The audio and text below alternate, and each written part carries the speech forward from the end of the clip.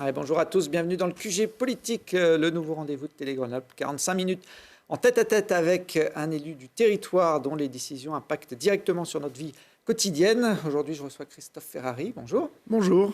Vous êtes le président de Grenoble-Alpes Métropole depuis 2014, également maire du Pont-de-Clé. Vous avez 52 ans, vous avez fait toute votre carrière politique à gauche, notamment au Parti socialiste que vous avez quitté en 2018.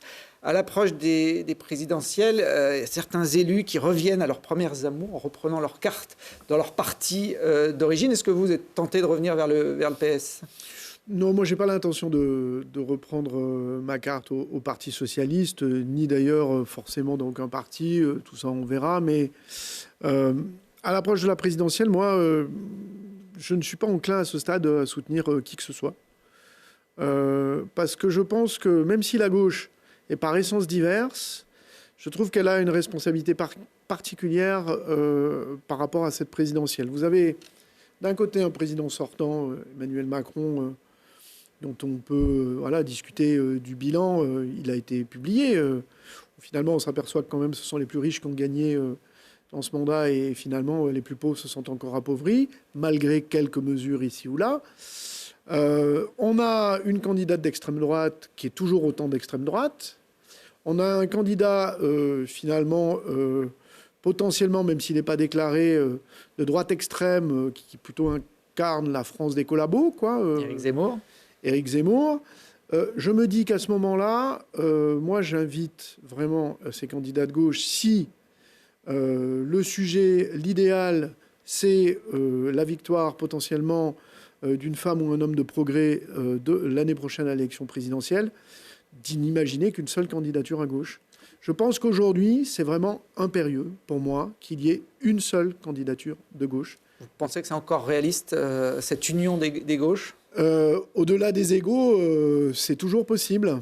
C'est-à-dire que le sujet, en fait, c'est de se dire, soit on repart pour 5 ans avec finalement le bilan que l'on connaît, soit on a potentiellement, je dirais, la montée vers le pouvoir de l'extrême droite dans notre pays prend encore plus de force. Donc je pense que la gauche a une responsabilité. C'est pour ça qu'aujourd'hui, d'ailleurs, dans les sondages, regardez, en fait, les candidats de gauche sont entre 2 et 9, 8.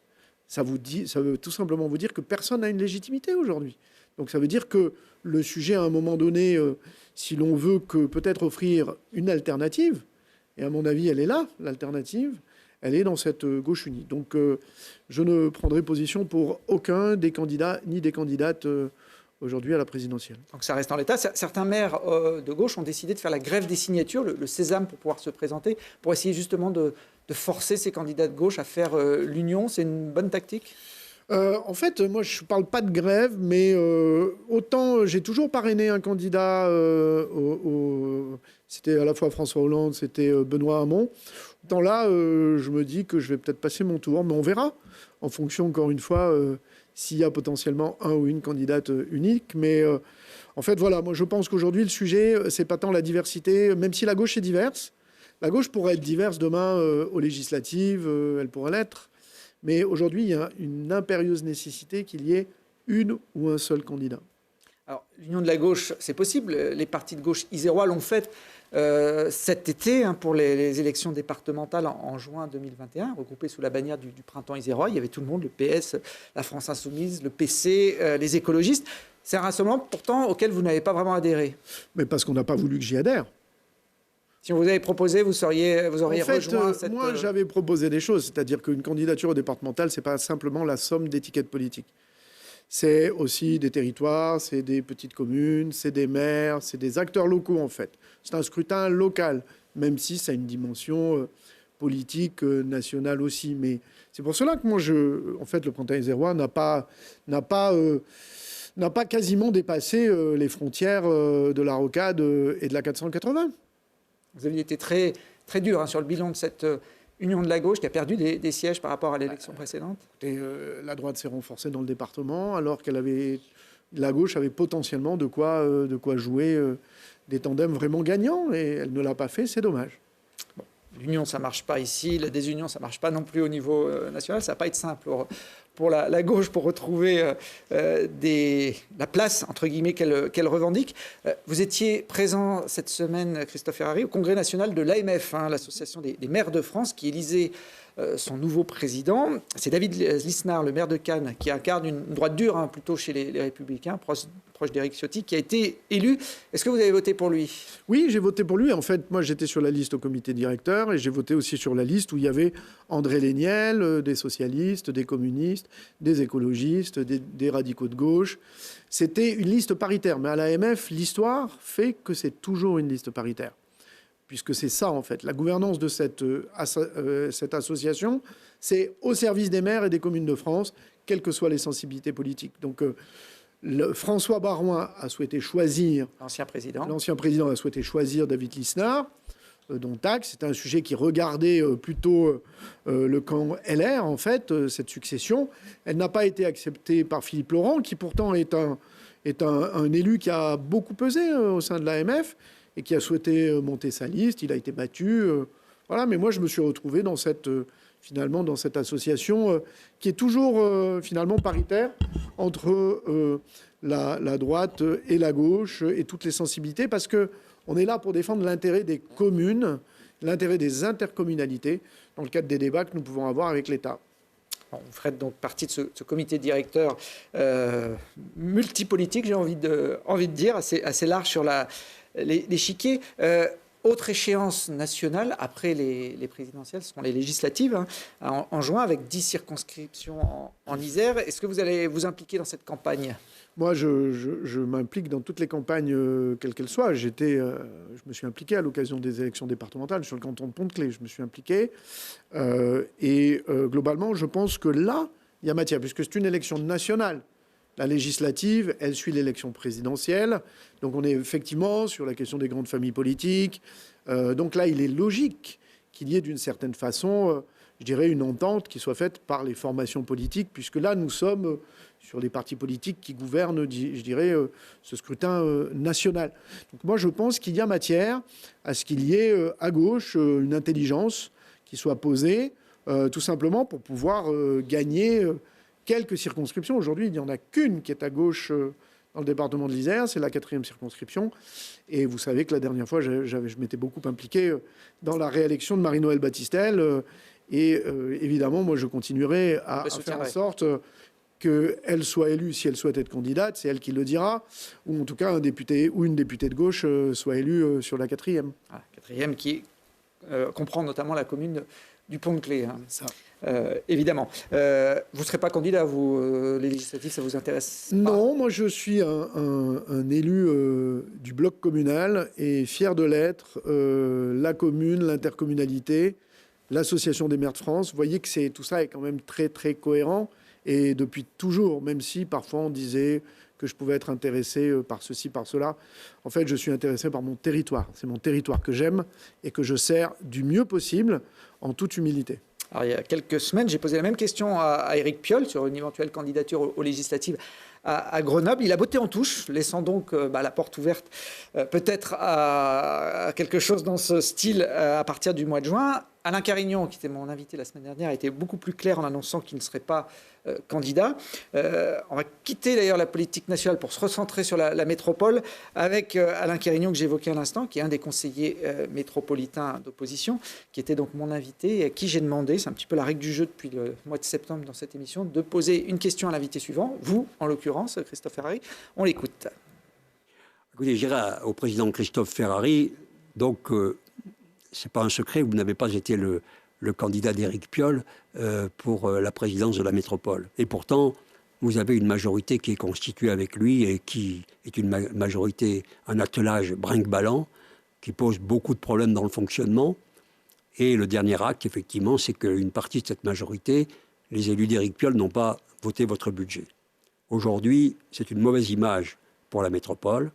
Ça l'empêche d'avoir l'élan dont elle a besoin.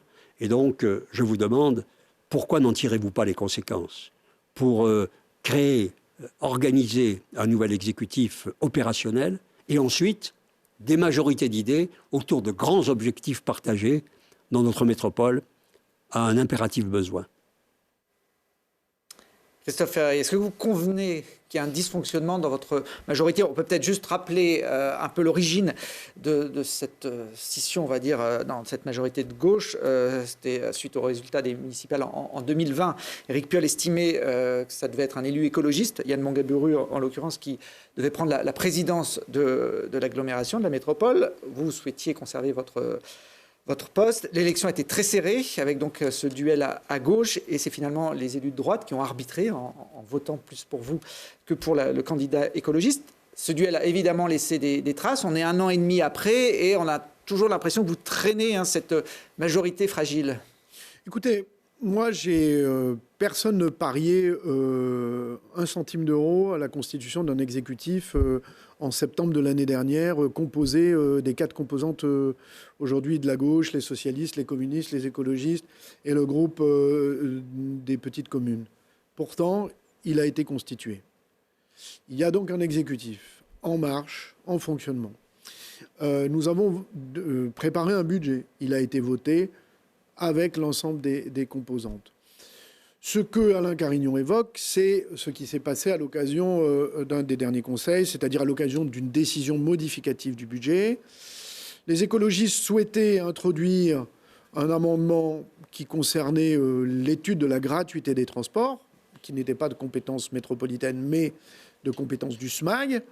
Moi, je leur ai dit que ce n'était pas lieu. Ils ont souhaité s'abstenir. Je leur ai dit que c'était une erreur politique. Je leur ai dit. Et je leur ai demandé des engagements pour la suite. Et notamment, tout simplement, je dirais, de cohérence. Ils m'ont tout simplement donné des garanties à la fois sur le vote du budget, sur leur participation dans la majorité. Donc je pense qu'ils n'ont... Finalement, moi j'ai trouvé pas très intelligent, finalement, cette abstention sur une décision modificative, dont je rappelle, qui concernait les crédits de capital verte, qui concernait les crédits d'augmentation pour la prime Airbois, donc que des éléments qui étaient liés à la transition écologique. Donc je pense qu'ils n'ont pas très bien percuté le sens de leur vote. Je leur ai dit, je leur ai demandé des garanties, nous les avons obtenues. Quand je dis nous, c'est l'ensemble de la majorité. Bon, dont acte. Vous savez que parfois, la majorité, c'est des débats. Et la gauche, par essence, ce n'est jamais, finalement, de façon autoritaire, militaire, comme si chacun vote de la même façon. C'est ça l'histoire de la gauche. Et ainsi qu'il y ait des débats, ça arrive. Mais en tout cas, toutes les grandes décisions de la métropole ont toujours été votées, je voudrais le dire, et nous ne prenons pas de retard sur l'ensemble des sujets qui nous concernent. Alors, les débats, en général, ça se fait quand même dans un climat apaisé. On a vu à plusieurs reprises, depuis que vous êtes réélu à la présidence de la métropole, que ce n'était pas si simple quand même, Christophe Ferrari. Le dernier exemple en date, on en a beaucoup parlé dans cette émission, c'est l'affaire, on va l'appeler comme ça, du pont Esclangon, entre Grenoble et Fontaine. La métropole avait décidé de le réouvrir à la circulation automobile en septembre après des travaux. La ville de Grenoble n'était pas d'accord, elle préférait dédier uniquement ce pont au passage des vélos. Et il a fallu 2 mois avec l'intervention de la justice pour que l'affaire se règle. Quand un couple arrive à faire appel à la justice pour régler un problème, on est plus proche quand même du divorce que de la lune de miel. Bon, en même temps, il faut de temps en temps, pour celles et ceux qui ne comprennent pas, que le droit soit dit. Et la justice a dit que la métropole avait raison, et que ce n'était pas la ville de Grenoble qui avait raison. Donc à un moment donné, ça permet de poser un élément de jurisprudence à celles et ceux qui considèrent qu'ils peuvent avoir raison à la place de la métropole, à la place de la commune de Fontaine. Bref, le pont désormais est réouvert. Ça vous montre qu'aujourd'hui, rien ne peut se faire seul. La métropole est essentielle à un moment donné dans l'animation territoriale. Et donc, il faut forcément que cette animation elle se fasse à ce niveau-là.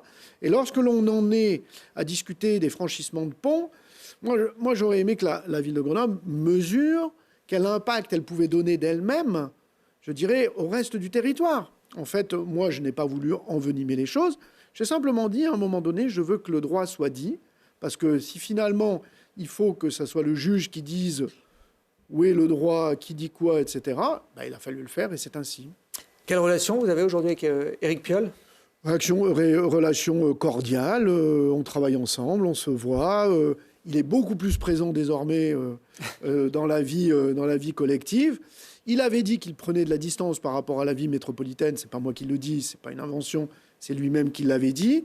Mais moi, je travaille avec le maire et nous essayons de résoudre l'ensemble des sujets qui peuvent être posés. Et nous travaillons effectivement à résoudre la plupart des sujets. Alors, de temps en temps, il y a des éléments qui frottent, mais ça fait partie de la vie, c'est bien logique. Il est normal qu'à un moment donné, chaque commune demande tout simplement défendre son point de vue, et c'est par le dialogue que nous pouvons avancer, même si parfois il peut être rugueux, mais c'est la vie. Correct, mais viril, ou l'inverse, viril mais correct. Vous évoquiez cette modification de budget de 600 000 euros pour flécher cette somme pour une expérimentation sur la gratuité des transports. C'est un des points de crispation aussi, c'est dans le programme d'Éric Piolle depuis 2 mandats en tant que maire de Grenoble, et on a l'impression qu'à la métropole, on n'a pas trop envie d'aller dans cette direction. 2 sujets. D'abord, moi je rappelle qu'on avait une étude de la gratuité qui avait été faite par Yann Mongaburion, son président du SMAC, qui indiquait que la gratuité totale, c'était 60 millions d'euros. Ce qui est impossible à se payer aujourd'hui compte tenu de la situation du SMAG et de la SPL TAG, pour dire les choses très simplement. Vu la crise Covid, le syndicat comme la SPL, la CEMITAG, pour que les choses soient plus simples, sont dans des situations financières très compliquées. Mais ça, c'est la vie. Donc moi, j'ai toujours été favorable à une gratuité partielle, mais qui devait s'établir, je dirais, dans le calendrier du mandat, et qui devait se discuter. Là où ça se discute, c'est où? C'est au SMAG. Puisque nous avons transféré notre compétence mobilité au SMAG. C'est ce qu'avait fait d'ailleurs Sylvain Laval. Il avait commencé à organiser des groupes de travail, où tout le monde est là d'ailleurs, écologistes, comme tous les groupes politiques, pour discuter qu'est-ce que nous pouvons faire. Et la gratuité n'est qu'un des éléments. La question aussi, c'est qu'est-ce qu'on peut avoir comme proposition combinée demain en matière de tarification? Le stationnement, les transports en commun, le vélo, toutes les formes de mobilité. On peut imaginer aussi tout simplement une tarification solidaire qui bouge, qui permet peut-être à plus de personnes d'accéder, je dirais, à de la tarification solidaire. Donc la gratuité, c'est un élément parmi plein de choses. Et puis la question, c'est comment pouvons-nous continuer finalement à faire avancer notre syndicat des mobilités, notre SPL Mobilité, la CEMITAG, tout en continuant à investir sur le territoire, à changeant les bus, changeant les trams. C'est tout cela l'équation. Donc moi, je ne suis pas opposé. D'ailleurs, je l'avais dit dans ma lettre de candidature, j'étais favorable à des gratuités ciblées. La question, c'est de savoir qui, aujourd'hui, dans la majorité métropolitaine, nous avons besoin de poser cela, et c'est en route, et c'est en cours, et ça ne peut pas se décider comme ça à l'occasion d'un cavalier, d'un amendement. Je pense que le débat sur la gratuité, c'est ce que j'ai dit à mes collègues écologistes, il mérite un peu mieux qu'un débat d'un amendement sur une décision modificative d'un budget. Je trouve que c'est pas lui donner sa pleine valeur. Vous avez sûrement relevé la petite phrase d'Éric Piolle au mois de septembre qui jugeait que le Conseil métropolitain était statique sur le sujet des déplacements et la qualité de l'air. Sur les déplacements, par exemple, il vous reproche, notamment par rapport au plan vélo, de ne pas en faire suffisamment. On investirait 2 fois moins que certaines villes similaires comme Nantes, par exemple, ou Paris. Nous avons voté une délibération cadre cycle vélo qui a été votée à l'unanimité du Conseil métropolitain. Et que je sache, Éric Piolle est membre du Conseil métropolitain. Nous avons dit déjà que nous mettions 24 millions, ce qui était déjà dans le mandat précédent, et nous allions en mettre plus. Donc nous allons mettre plus d'argent dans ce mandat que nous en avions mis dans le mandat précédent, sur les pistes cyclables, sur les chrono-vélos, sur l'ensemble des sujets d'aménagement cycle. Nous aurons un mandat plus ambitieux en matière de cycle que le mandat précédent. Alors, il y a quelques jours, s'est terminée la COP26 sur un échec selon les écologistes. Quel est votre avis, vous ? Ils ont raison. Pour moi, je dirais, c'est pas satisfaisant du tout. C'est décevant. Celle qui avait été menée par Laurent Fabius et François Hollande, la COP21, avait été quand même un meilleur produit, rappelons-nous. Moi, je ne comprends pas, alors que le GIEC nous a donné un rapport pendant l'été beaucoup plus alarmant, beaucoup plus clair, sur les conséquences du réchauffement, sur les conséquences, je dirais, des crises écologiques, inondations, etc., que les États soient aussi statiques. Là, ils le sont. Est-ce qu'il n'y a pas justement un paradoxe de ces décideurs politiques, quels qu'ils soient, qui peuvent avoir effectivement des alertes des scientifiques, mais qui, d'un autre côté, ne veulent pas se fâcher avec leur population et qui donc font des demi-mesures, n'osent pas aller au bout des choses? Il faut, vous savez, il y a entre le plafond environnemental et le plancher social, il y a de l'espace. il y a de l'espace pour construire quelque chose qui permette aux gens de s'y retrouver et qui permette d'être ambitieux en matière environnementale. C'est ce que nous faisons à la métropole depuis des années déjà. Et bien avant moi comme président et l'exécutif, il y avait déjà des actions assez fortes. Donc je pense qu'il y a matière à trouver les voies de l'ambition en matière climatique, tout en ayant soin de faire en sorte que tout le monde soit engagé dans cette dynamique-là et que finalement la question climatique ne soit pas finalement ne génère pas plus d'inégalités, plus de gens sur le bord du chemin que nous en avons aujourd'hui. Si c'est ça, alors évidemment, ce n'est pas le bon chemin. Mais je pense qu'il y a matière à trouver cet équilibre. Avant de faire de la politique, vous étiez chercheur, vous travailliez notamment au laboratoire de glaciologie et d'environnement de Grenoble, donc c'est des sujets que vous connaissez très bien. Vous êtes inquiet en tant que citoyen sur ce qui nous attend dans les 10 ou 20 ans avec ce réchauffement climatique qui semble s'accélérer et on a l'impression qu'aucun État n'est capable de taper du poing sur la table pour prendre les vraies mesures? Bien sûr que je suis inquiet parce que les alertes des scientifiques sont extrêmement claires. Et regardez depuis 20 ans comme elles se sont clarifiées, comme elles sont devenues beaucoup plus précises. Et ne pas les entendre, c'est une erreur politique, en fait, de la part des décideurs politiques. Les décideurs politiques doivent entendre, même si, effectivement, je dirais parfois, c'est des décisions qui sont lourdes de sens, mais il faut les accompagner. Il faut accompagner. C'est ça le rôle, justement, des politiques, c'est accompagner les transitions pour qu'elles soient acceptées, pour que tout le monde puisse prendre pleinement sa place dedans. Donc moi, je considère que nous avons un devoir d'écouter les scientifiques sur ce sujet. Après, serons-nous, nous, les plus mis à mal? Sans doute pas, de la crise climatique. L'espèce humaine va continuer à survivre, nous survivrons. On nous explique qu'on aura sans doute la température en 2050 de Séville. Donc on n'est pas tout à fait prêt à ça. Mais néanmoins, vous avez des pays qui, eux, ne survivront pas. Donc c'est un sujet aussi d'équilibre planétaire. Soit nous sommes finalement constitutifs d'une humanité et collectivement nous décidons de dire que ce qui va se passer dans ce pays nous concerne aussi et notre devoir, c'est de prendre notre responsabilité et de faire en sorte que nous avancions. Je pense que de ce point de vue-là, il n'y a pas de discussion possible. On ne peut pas être égoïste sur la question du changement climatique. Alors la transition écologique, ça fait partie des compétences importantes de la métropole de Grenoble. Vous avez notamment lancé une convention climat, alors un peu à l'instar de celle peut-être qu'avait fait Emmanuel Macron. Je crois qu'il y a 150 citoyens qui ont été tirés au sort. Pourquoi faire ? Parce que l'idée, c'est que cette convention travaille sur finalement qu'est-ce qui peut être fait, accéléré localement en matière de transition, qui concerne les compétences métropolitaines. Et nous aurons, nous, les élus métropolitains, à prendre nos responsabilités sur la base de ce que dit cette convention citoyenne. Nous renverrons vers les maires ce qui relève des communes, nous renverrons au département ce qui relève du département, nous renverrons à la région ce qui relève de la région, et à l'État ce qui relève de l'État.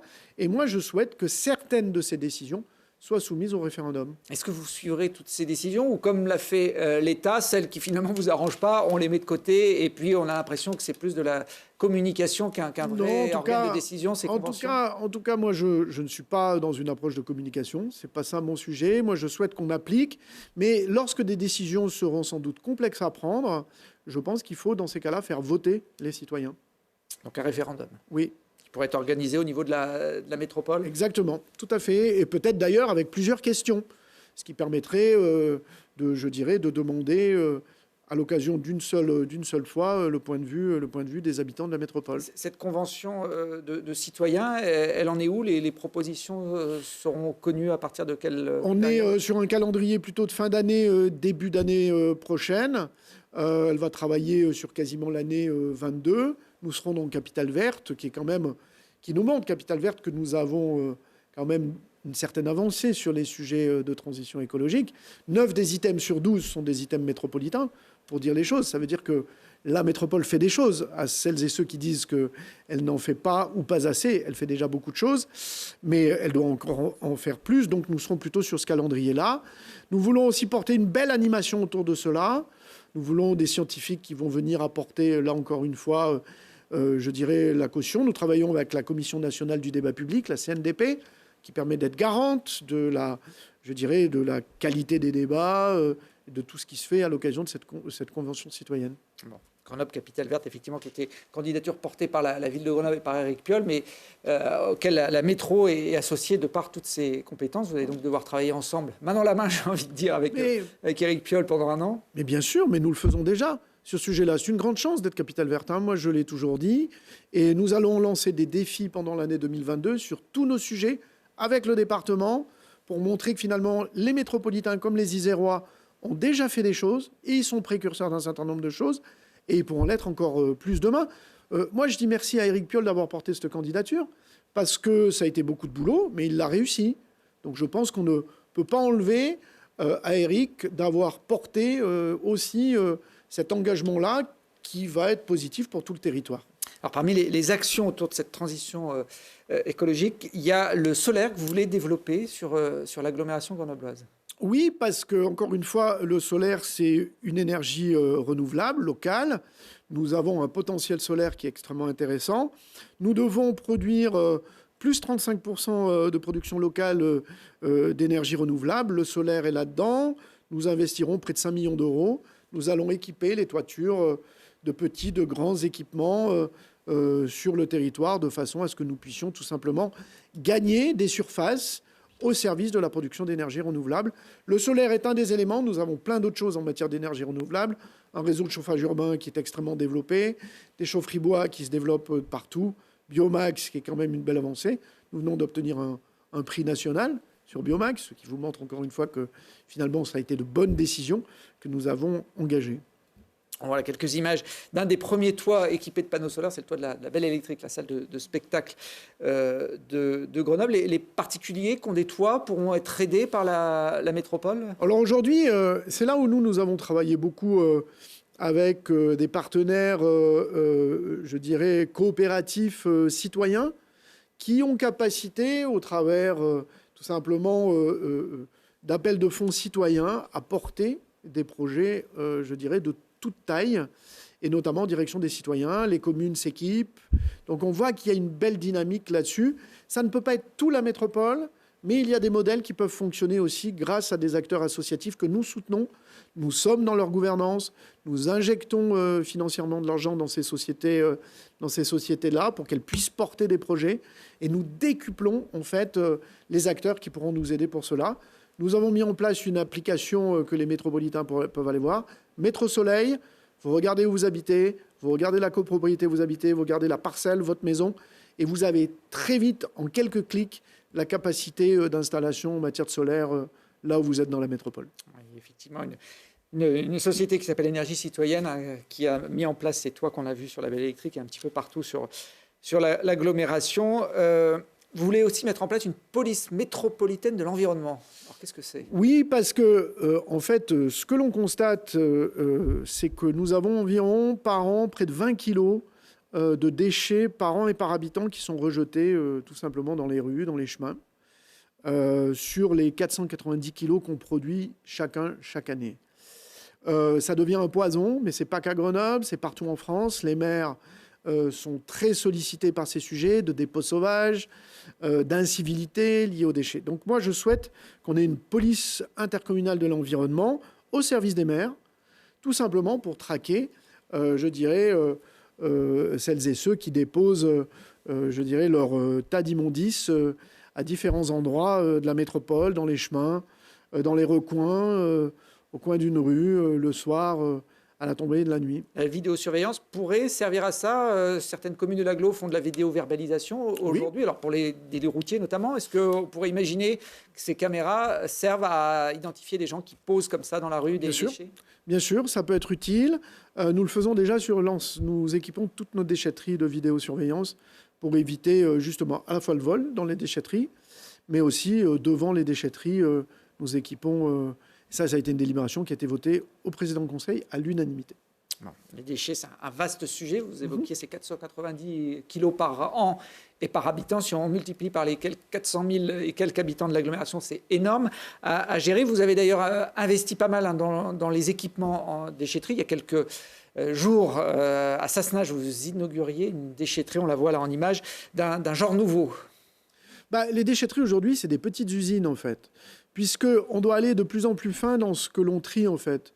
Je dirais ce qui est métallique, ce qui n'est pas métallique, ce qui est carton, papier. On voit que pour pouvoir être efficace en matière de recyclage, il faut qu'on arrive à isoler de plus en plus chacun des produits que l'on jette. On a tout l'électroménager qui peut être récupéré, les piles, voilà, les ampoules telles que vous les avez ici. Donc nous, on va investir près de 32 millions d'euros pendant le mandat sur des déchetteries nouvelle génération qui permet, encore une fois, un accueil. Il n'y a pas un maire sur ces nouvelles déchetteries qui ne me dit pas c'est formidable. Même le maire de Sassenage qui a dit et qui attendait depuis très longtemps, mais nous l'avons fait. Ça veut dire que nous faisons sur toutes les communes. Ça aussi, c'est un sujet. Et nous équiperons ainsi nos déchetteries au cours du temps, au travers de ces 32 millions, nouvelle génération. 95% des habitants seront à moins de 10 minutes d'une déchetterie depuis leur domicile. Donc ça montre aussi là le réseau de déchetterie que nous mettons en place. Et on va mettre à disposition du compost gratuit si vous voulez jardiner. Vous allez dans les déchetteries chercher votre compost. On met en place finalement des donneries, c'est-à-dire qu'au lieu de jeter à la poubelle des choses, vous les mettez à disposition. Peut-être quelqu'un en aura besoin. Il le prend gratuitement. Mais ça évite d'aller racheter, ça évite de consommer de la matière.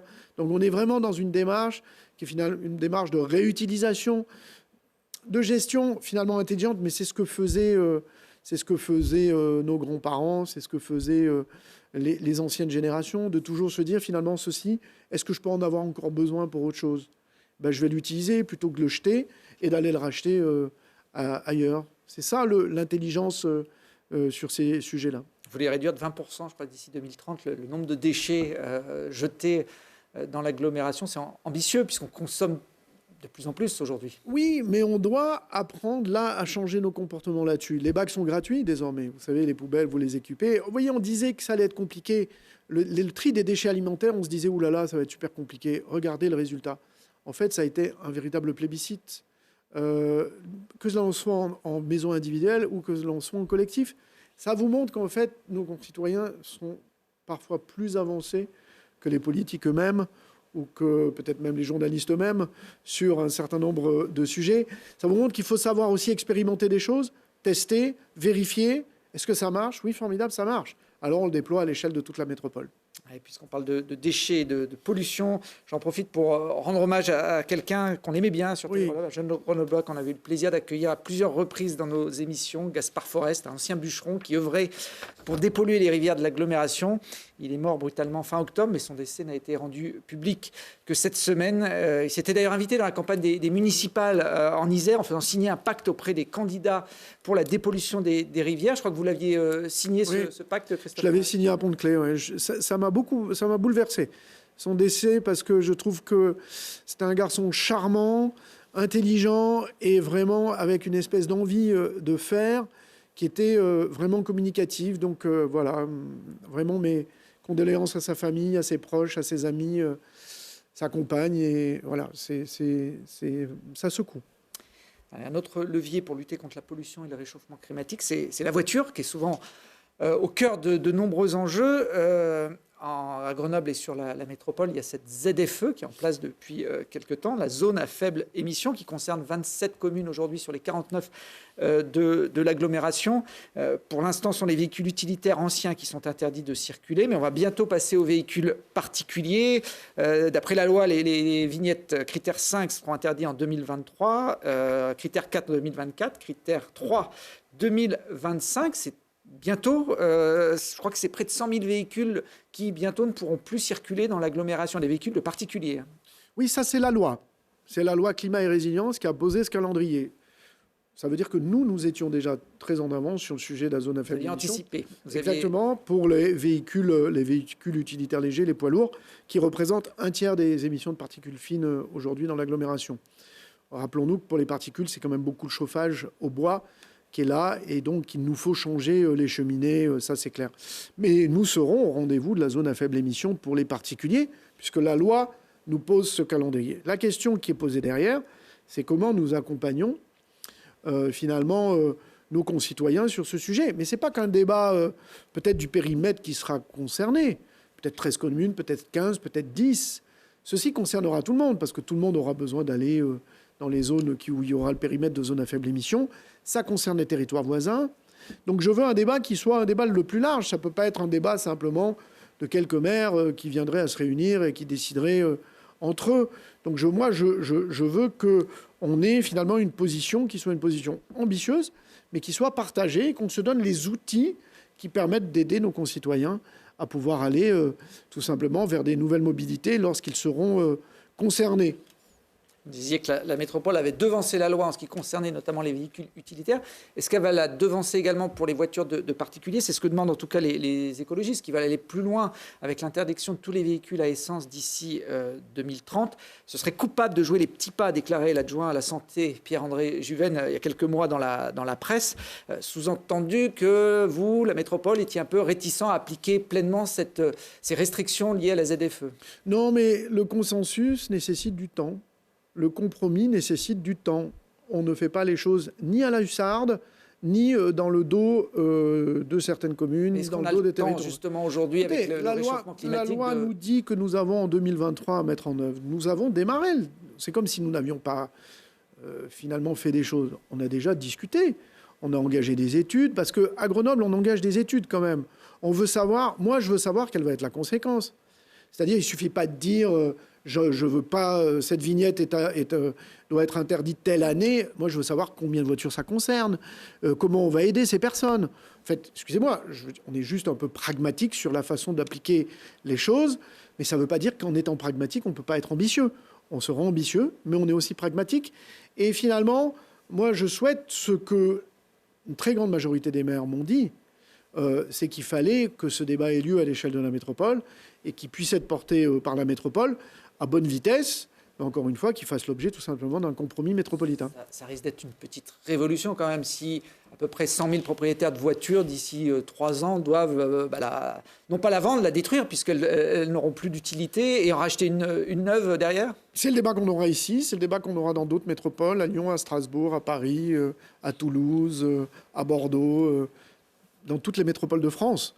Donc la question, c'est comment on accompagne France urbaine. La semaine dernière, moi, j'ai assisté à une réunion de France urbaine de toutes les métropoles. Nous demandons là aussi un engagement beaucoup plus fort de l'État, tout simplement en matière de transition. Comment on aide les gens à changer de véhicule si besoin?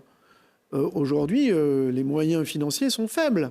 Donc à un moment donné, soit on accompagne cette transition, c'est ce que je disais tout à l'heure, il faut trouver les moyens d'accompagner les transitions et notamment nos concitoyens dans ces changements. Ça ne se décrète pas comme ça en tapant des doigts, ça ne se décrète pas tout simplement sur une estrade, ça s'accompagne, ça se travaille, ça se chiffre et ça permet tout simplement à chacun de trouver sa solution. Rien n'est pire que de dire à quelqu'un, bah, écoutez, là, vous voyez, c'est comme ça et puis vous n'avez pas de solution. Ah ben non, mais comment on pourrait imaginer ça? Ça serait coupable de faire ça. Puisqu'on parle de voitures, Jean-Pierre Barbier, le président du département, a annoncé cette semaine le retour de la limitation à 90 km/h sur les routes départementales. Jusqu'à maintenant, on était, comme le reste du pays, à 80 km/h. C'est une bonne décision d'augmenter la vitesse limite sur nos routes? Moi, je crois que de toute façon, corrélation vitesse versus accidentologie, nationalement, elle est prouvée. Donc localement aussi. Mais bien sûr que localement aussi. Donc c'est une erreur de Jean-Pierre Barbier? Moi, je n'aurais pas choisi cette position-là. Moi, je pense qu'il faut rester à 80. Nous avons baissé la vitesse dans l'agglomération grenobloise. Nous avons une accidentologie qui est en baisse. Nous avons moins d'accidents qui sont mortels. Je le dis juste, hein. C'est pas nous qui avons fait l'étude, c'est le CEREMA. Donc moi, je préfère me dire, moi, je suis satisfait de ça. Alors, oui, on a certains axes où le 50 km/h n'est pas respecté. Mais globalement, c'est plutôt pas si mal respecté que ça, au point que quand même, vous avez plein de métropoles qui commencent à dire aujourd'hui, et plein de territoires qui disent le 30 km/h qu'a fait Grenoble, c'est quand même pas si mal. La transition écologique impacte aussi l'aménagement urbain. Ça fait partie des compétences métropolitaines. L'un des gros chantiers de ces prochaines années, c'est le projet Grand Alpes, au sud de l'agglomération, qui a démarré symboliquement, j'ai envie de dire, il y a quelques jours, par la destruction de l'autopont de Grand Place. Je pense que beaucoup d'habitants de l'agglomération l'ont pris, cet autopont, qui permettait de basculer du côté de la patinoire pôle sud. C'est quoi la finalité de ce projet ? La finalité, c'est que nos villes, elles se sont construites souvent de façon très isolée. Et c'est là l'intérêt de la métropole, c'est-à-dire qu'en pilotant ces projets avec les communes, on a un regard qui est supra, et on se dit que là où il y avait des discontinuités, on les retravaille.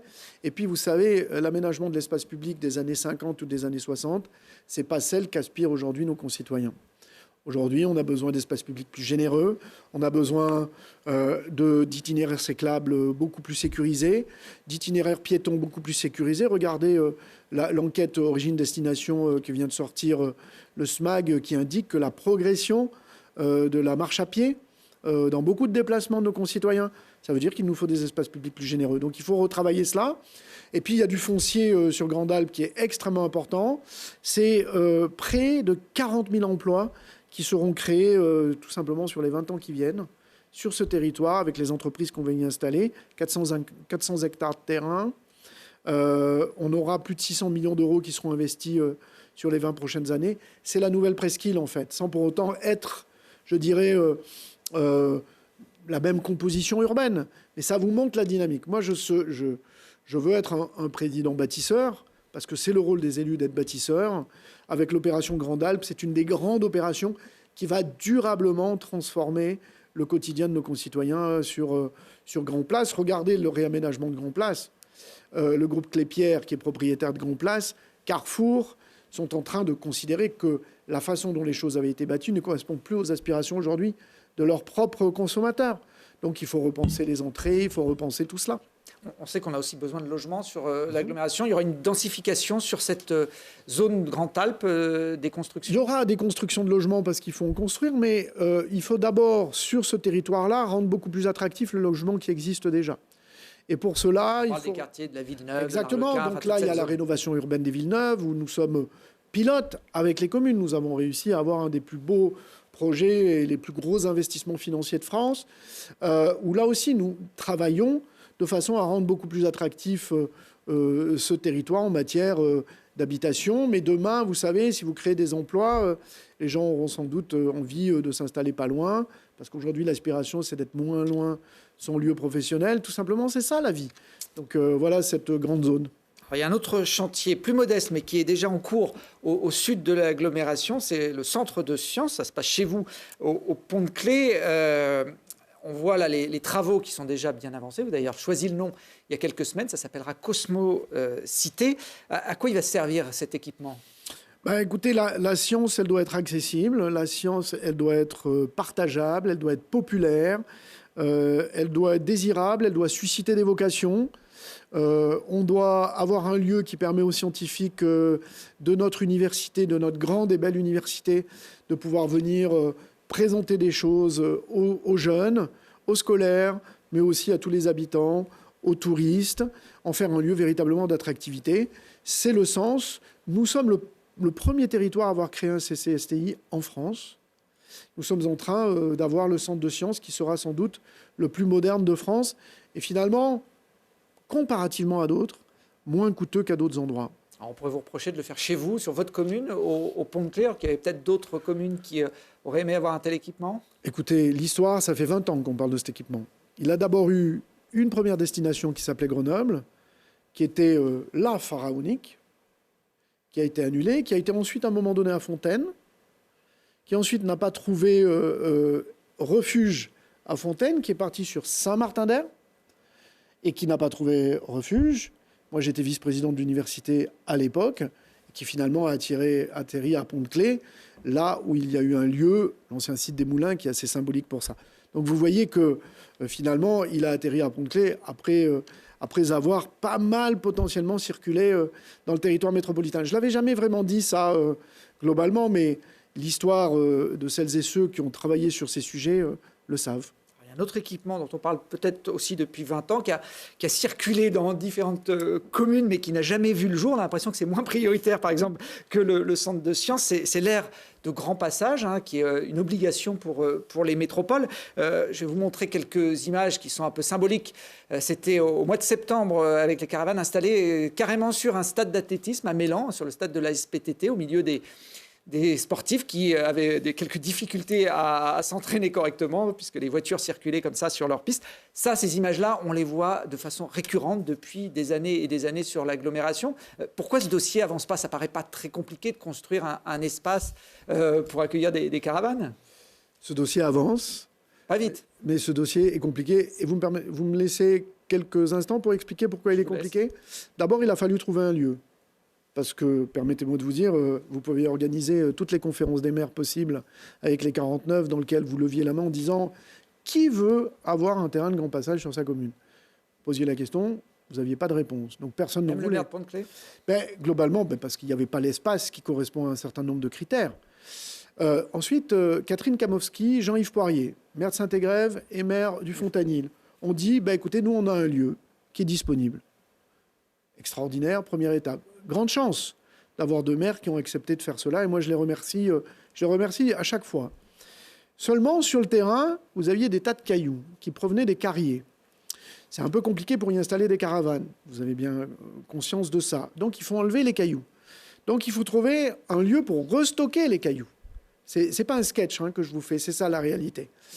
Et là, le maire de Pont-de-Claix a dit je vais les prendre chez moi. Seulement, il s'agissait d'un terrain appartenant à l'État. Donc, il a fallu l'acheter. On l'a acheté pour y installer. Seulement, sur ce terrain, existait un occupant, un autre carrier, qui n'avait ni droit ni titre depuis des années, dont le maire de Pont-de-Claix expliquait à l'État que c'était inacceptable qu'il reste et qu'il demeure. Et il a fallu tout simplement, à un moment donné, lui trouver un autre terrain possible. Il n'en a pas voulu. Aujourd'hui, nous attendons la dernière décision de justice qui doit tomber, qui nous est plutôt favorable, où en fait, il devra quitter les lieux. Donc, nous allons prendre ensuite tous ces petits cailloux, nous allons les mettre sur le terrain de Pont-de-Claix. Vous voyez, voilà le travail qui est mené, et pour permettre d'aménager le terrain du Fontanil et de Saint-Égrève. Tous les gros travaux ont déjà été faits sur le terrain du Fontanil et de Saint-Égrève. L'adduction des réseaux, etc. Tout ça a été fait en prévision. Nous n'aurons donc qu'à enlever les cailloux. Enlever les cailloux et aller voir. C'est pas le tas de sable qu'on peut imaginer. C'est des grandes quantités. Et puis transporter des cailloux, ça coûte. Donc les carriers nous disent mais nous on peut pas les transporter, ça nous coûte cher, etc. Donc vous voyez que ce sujet c'est quand même une grande poupée russe où il a fallu à chaque fois trouver des solutions, passer par la justice pour avoir des décisions qui disent vous n'avez pas le droit de l'occuper, et pour pouvoir avancer. Donc, moi, je suis là pour éviter à ce qu'on ait ça. Moi, j'ai travaillé avec le maire de Mélan, Philippe Cardin, qui m'a tout de suite interpellé, le maire de Domaine, le maire de Murianette. Moi, je suis toujours à disposition des maires sur ces sujets. Le jour où on aura le terrain de grand passage, plus une occupation illicite ne pourra être vous aurez la loi présente de sur le votre côté, alors que là, c'est plutôt l'inverse. Exactement. Mais nous avançons, et il avance avec cette complexité. Vous risquez de donner une échéance pour l'ouverture de ce terrain ? En tout cas, nous, il ne sera pas prêt pour l'été prochain, c'est sûr, parce qu'encore une fois, mais l'été suivant, oui. Donc nous travaillons à chaque fois dans cette espèce de complexité. Et croyez-moi, j'y mets toute mon énergie. Puisqu'on parle d'équipement, on a appris cette semaine que la ville de Grenoble avait lancé une étude sur l'avenir du Palais des Sports qu'elle avait repris en gestion directe en 2015, mais qu'elle n'a pas vraiment réussi à faire fonctionner correctement. Ça pourrait être repris par la métropole dans le cadre de sa compétence sur les grands équipements ? Ce n'est pas à l'ordre du jour. Je rappelle que nous, on a délibéré, c'était en 2016, sur l'intérêt métropolitain, et le Palais des Sports n'avait pas été positionné comme un élément transférable à la métropole. L'avenir n'est jamais impossible. Après, la question, c'est qu'est-ce qu'on veut en faire et pourquoi et avec quel projet. Donc, moi, je suis ravi que la ville de Grenoble engage une vraie réflexion sur ce lieu qui est mythique, en plus, qui a vraiment une histoire et qui pourrait être utile à la dynamique territoriale. Bon, juste à côté, il y a le Stade des Alpes que vous gérez en direct, ou enfin pas vraiment d'ailleurs en direct. C'est jamais facile de trouver la bonne formule pour gérer un équipement public sportif. Le Stade des Alpes a été confié pendant des années à une société professionnelle qui n'a pas franchement développé l'équipement. Aujourd'hui, il est géré directement par les 2 clubs professionnels grenoblois, le FCG pour le rugby, le GF38 pour le foot. C'est quoi le premier bilan que vous pourriez faire de cette gestion un peu atypique ? D'abord, c'est unique. J'étais à l'occasion du match France-Arménie avec les Jeunes Espoirs, avec le président de Strasbourg qui était là, qui nous disait que c'était un modèle complètement incroyable qui avait été fait. Les rugbyman et les footeux se parlent, discutent, gèrent les choses ensemble, on crée une société commune. Je trouve que c'est de la super belle innovation grenobloise, ça, typiquement. Et du coup, ça nous met, nous, dans notre rôle de propriétaire, donc véritablement des lieux. Donc on investit, on a 13 millions d'euros d'investis sur l'équipement pour le mandat. C'est notre rôle, parce que ne pas investir sur un équipement, c'est effectivement le faire vieillir plus vite que prévu. Donc c'est là où on fait la pelouse, on fait tout ce qui peut être les différents aménagements. On a moins de frais de fonctionnement, beaucoup moins de frais de fonctionnement, quelques-uns qui nous reviennent au titre du propriétaire. Et du coup, c'est très bien, je trouve, d'être entré dans ce modèle. Il est plutôt pas mal. Alors, on a eu la crise Covid quand même, donc c'est pas une année vraie, hein, mais finalement, on est plutôt tous assez satisfaits. Là, on voyait les images, non pas de la construction du stade, mais de la remise d'une nouvelle pelouse. C'était cet été une pelouse qui permettra d'être chauffée l'hiver pour que les clubs pro puissent jouer, quelles que soient les conditions. Alors, c'est sûrement très bien pour le foot et le rugby. Pour Grenoble Capitale Verte, ce n'est pas non plus un message très facile à comprendre d'investir pour chauffer un stade à ciel ouvert en plein hiver. Vous oubliez qu'il est chauffé par du chauffage urbain, dont à 85% d'énergie renouvelable. Donc, c'est une énergie qui est propre. Donc, après, il le fallait, cette pelouse.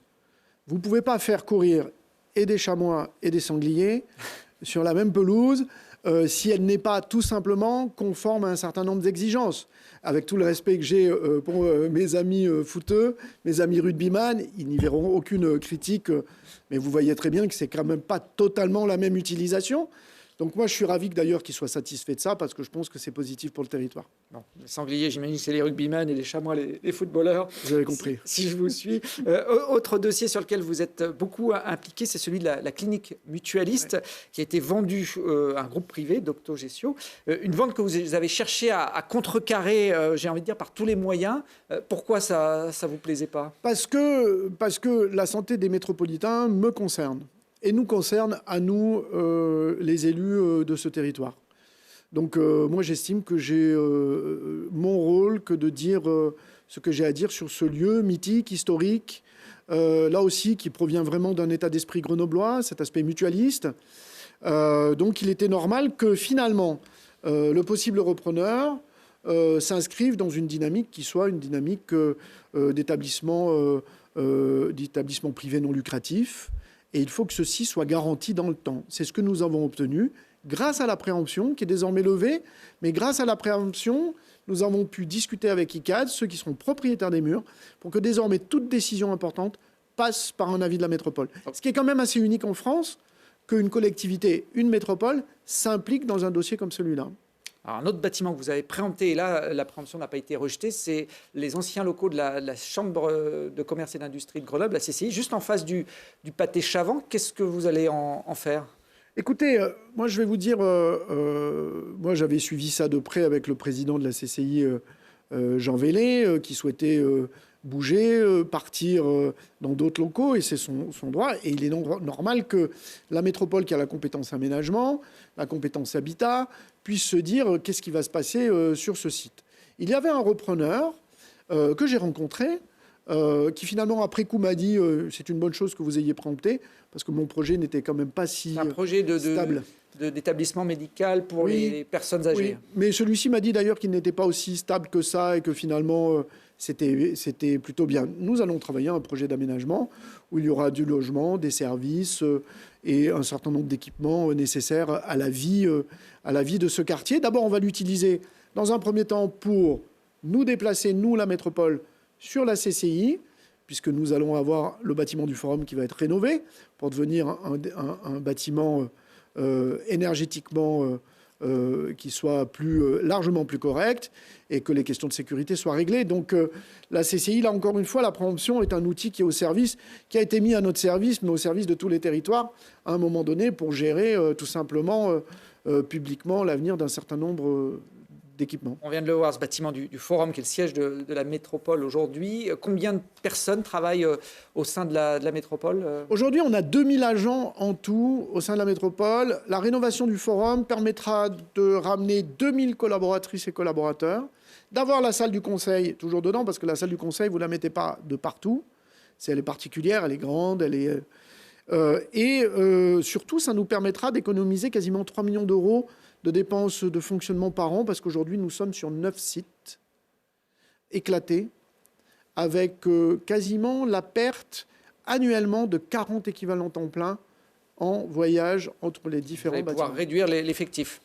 C'est pas qu'on va réduire les effectifs. En fait, la question, c'est tout simplement que les effectifs soient les bons pour mener les politiques que nous souhaitons mener. Bon, vos effectifs qui râle, pour certains en tout cas, par rapport au temps de travail qui va augmenter en janvier 2022 pour passer à 1607 heures, qui est la durée légale du temps de travail en France. Mais ils avaient un privilège, on va dire, ceux qui travaillaient dans cette fonction publique. C'est un juste rééquilibrage des choses. Il faut le faire et sans râler. C'est la loi. Moi, franchement, moi, je considère que la baisse du temps de travail, c'est une idée moderne. Moi, je fais partie toujours de ceux qui pensent cela. Aujourd'hui, nous devons être clairs avec la loi. Nous l'appliquons, nous la mettons en œuvre. Nous accompagnons ça d'un certain nombre d'éléments de soutien. Moi, je comprends que ça ne fasse pas plaisir aux salariés et nous essayons de l'accompagner au mieux dans le dialogue. Je vois que beaucoup de communes viennent de délibérer pour la mise en œuvre. Vous savez, moi, j'essaye aussi de ne pas faire en sorte qu'il y ait trop de différences entre la façon dont la métropole,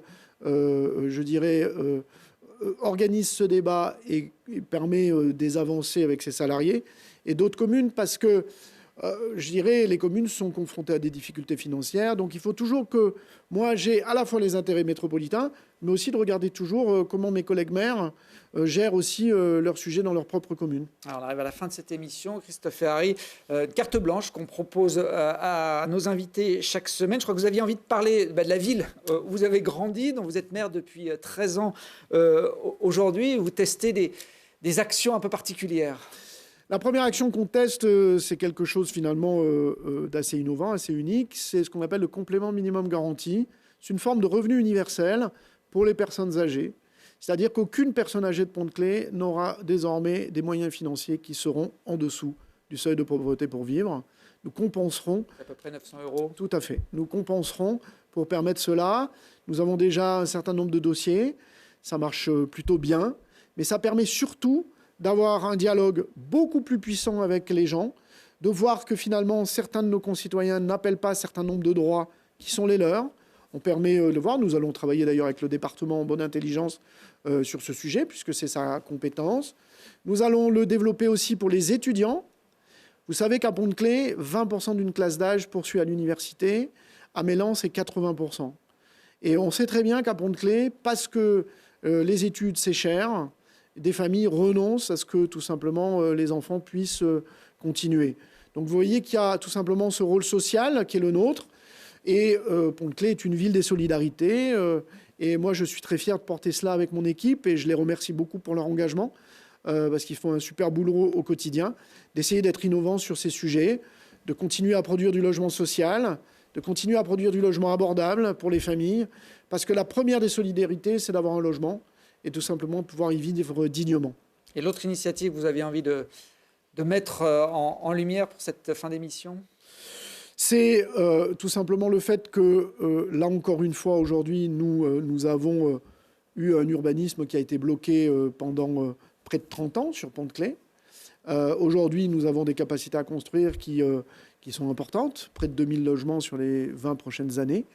Nous essayons de faire en sorte, justement, de nous attacher à ce que ce parcours résidentiel des habitants de Pont-de-Claix, mais aussi de toutes celles et ceux qui ont envie de vivre à Pont-de-Claix, on sera très heureux de les accueillir, puissent trouver tout simplement un habitat de qualité au service tout simplement des familles. Franck Longo, le maire de Fontaine et conseiller départemental MODEM, sera notre invité la semaine prochaine.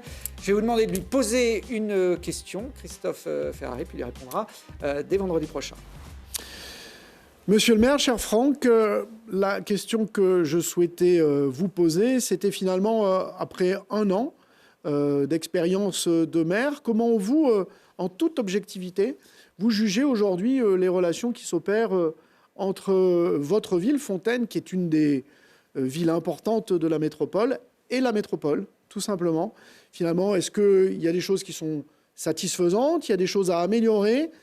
J'écouterai votre réponse avec beaucoup d'attention parce que mon rôle, c'est effectivement toujours d'être au service des maires, tous les maires, quelle que soit leur sensibilité politique dans cette agglomération. Eh bien, la réponse, ce sera la semaine prochaine. Le QG politique, c'est le vendredi à 21h15, le samedi 13h et le dimanche à 19h. Vous pouvez revoir évidemment toutes nos émissions en replay sur telegrenable.net. Merci beaucoup, Merci Christophe beaucoup. Ferrari. Merci infiniment.